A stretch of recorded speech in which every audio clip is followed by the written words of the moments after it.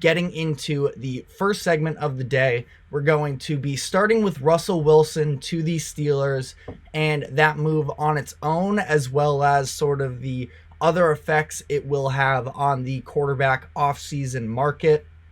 So it was late last night where it was reported that Wilson had agreed to a contract with the Pittsburgh Steelers. The deal will be 1 year, $1.21 million. So obviously very cheap here for the Steelers. A little bit, you can argue this is a no-brainer move. Now, especially it sort of boils down to what your expectations for Russell Wilson are.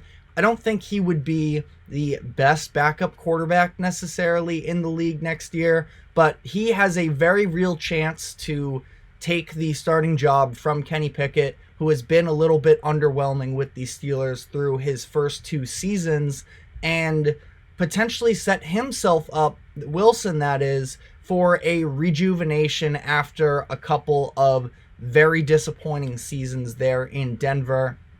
Now, it was very clear that for the price that the Broncos paid for Russell Wilson, he was not that level of a quarterback anymore. But for the Steelers on this one, the risk-reward is very low in my eyes, where at worst case, especially too, not that ideally the situation plays out this way, but if Russell Wilson doesn't pan out and he is harming the team in some sense, the Broncos just paid him $38 million to leave the team.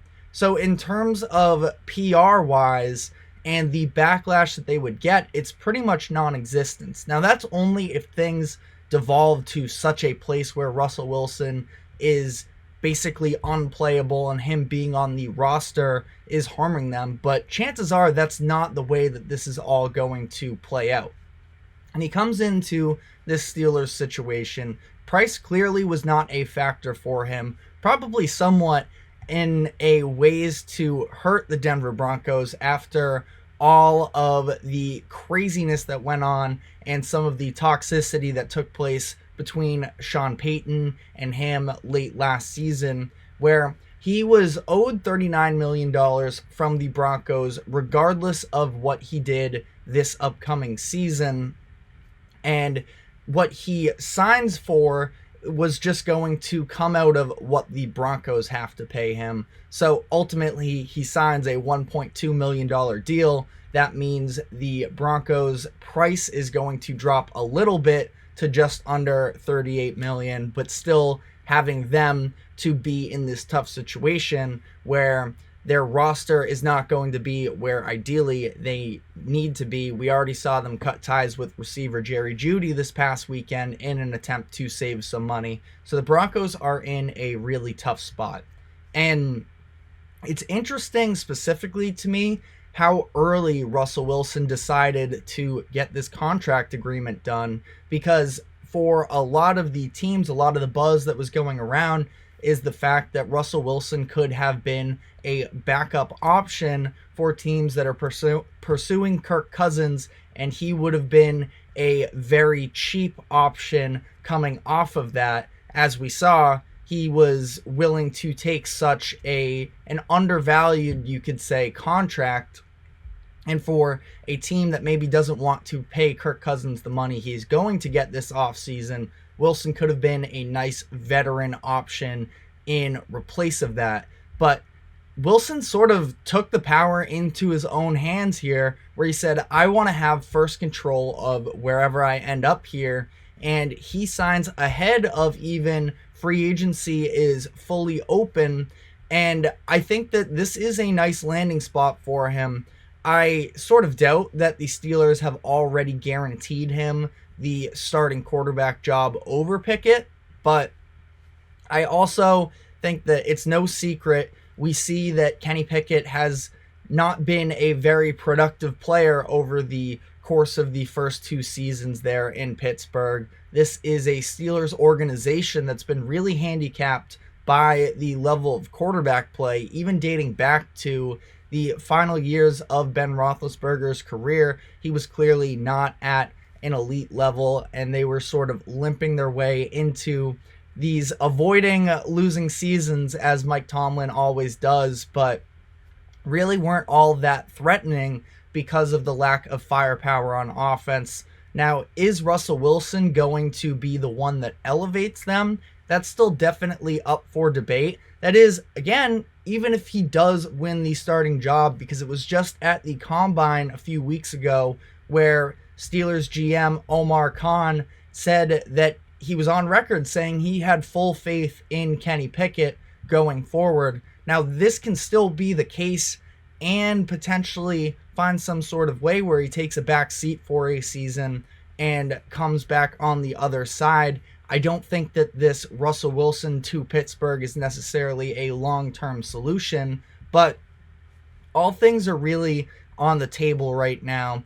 And we saw just last season, he had 26 touchdowns, Russell Wilson, that is, passing touchdowns, which is 2 times more than Kenny Pickett has had in his first 25 career games. So there was definitely a need from a higher level of production at the quarterback position for Pittsburgh. Is it a skill issue with Kenny Pickett?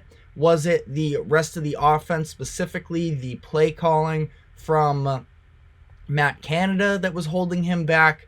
These are all still questions that we really have to find out about. But as we know, this Steelers organization, led by Mike Tomlin as the head coach, has just been able to stay afloat despite some other circumstances, and frankly, them not being all that great of a team, but they were able to come out to a tremendous start early this year based off of their defense. That defense should still be in place for the most part headed into next season, and it's just a matter of what kind of quarterback play can they get on the other end. I think Russell Wilson will be able to win this starting job. I also don't know if it's going to be all that different of a situation from Denver. I feel like it's a lot of excuses for Russell Wilson based off of how the Broncos situation went, and some of the management behind the scenes was definitely pretty terrible from Sean Payton and that group, but there was clearly a level of frustration that they were paying all this money for Wilson, who, if you look at his individual stats, they weren't bad, but I also think that if you watch these games with Wilson, he clearly wasn't pushing the needle for them in very many ways at all. And a lot of people who are believers in Russell Wilson still point to that 5-game win streak that they had after the tough start to the year, but they were able to work themselves back into contention. And a lot of people thought that it was Wilson being the catalyst for that change. I don't see it that way. I think that it was really the defense that was able to take over during that stride. Now, I know the defense allowed 70 points early in the year, and they're clearly not the level of a Denver Broncos defense that we would have expected. I feel like just something about the identity of the Broncos. You see the logo, you see how dominant their defense was when they won the Super Bowl in the mid-2010s, and you sort of feel like they can be a good group.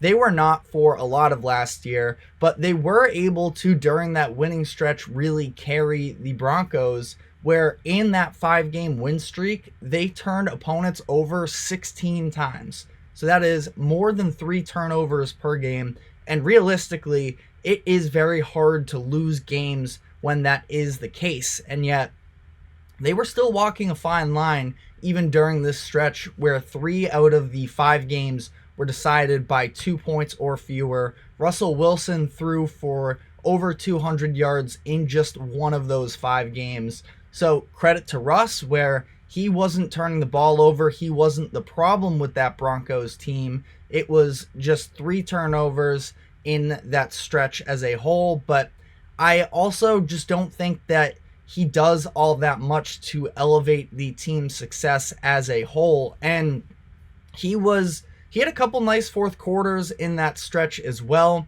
The Vikings game in particular, he was nice down the stretch, and overall, he was competent in these fourth quarters. And again, he wasn't harming the team. He just really wasn't elevating them. Maybe that's something that, I mean, it's a little bit similar, really, if you look back to the Steelers season from last year about what happened with how the Steelers played out their year, where they had a good record through the first half of the season based off of the defense really carrying the ways for them. And Kenny Pickett actually shined in his few moments that he did in the fourth quarter, putting together some of these game-winning drives. So I just think the two quarterbacks are very comparable, and I feel like I'm a little bit on an island in terms of, not that I think that Kenny Pickett is going to be some elite franchise guy. I just don't think he's that much of a downgrade versus Russell Wilson. So we'll see how that all plays out in Pittsburgh itself. I don't expect them to really be all that much better. They're in a very competitive AFC North division where I do think that the Ravens and the Bengals should both be better. The Browns are competitive as well. So that's a little bit just out of their control in terms of some surrounding factors. But I don't know. They're going to be a very interesting team to watch this season. Now, this does have an effect on the rest of the QB market, where I think this probably, again, him making this deal before free agency even started, I think it helps Kirk Cousins out in terms of the amount of money that he will be able to fetch in his next contract, given the fact that there isn't this other veteran guy who is a cheap backup option. There are a couple bridge quarterbacks that could sort of be in play, Jacoby Brissett, Gardner Minshew, those types, but in terms of teams that want to take a step forward and be a lot more competitive, I think that Kirk Cousins is really your only option at this point on the open market for getting somebody who could possibly elevate your roster. And again, all credit to Russell Wilson on this one to sort of take control of the power, make his own decision prior to Cousins even being able to legally enter that legal tampering period that kicked off today. And as a result, we are going to see a big time shakeup in what we were expecting in the quarterback market. This does also, of course, take the Pittsburgh Steelers out of the equation for Justin Fields, as we sit at a little bit of a stalemate in terms of the type of value he may be bringing in for the Bears looking to trade him. And we had another one of the quarterbacks selected in that first round with him also get traded this past weekend for not much at all. So we will be getting into that and all of the rest of the stories from this past weekend before opening up the floodgates for this free agency and talking about all the moves that are currently taking place as we speak. So we are going to be taking our first break, and when we come back on the other side, we will be wrapping up the remainder of the moves that took place this weekend. So stick with us. We will be right back.